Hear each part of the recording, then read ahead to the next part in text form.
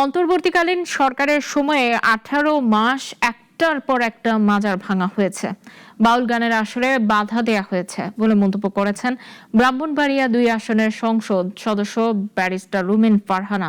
বৃহস্পতিবার রাতে ব্রাহ্মণবাড়িয়ার আশুগঞ্জ উপজেলার আধ্যাত্মিক সাধক পুরুষ আব্দুল কাদির শাহের 58তম স্মরণোৎসব ও বার্ষিক ঔরস উদ্বোধন অনুষ্ঠানে একথা বলেন তিনি।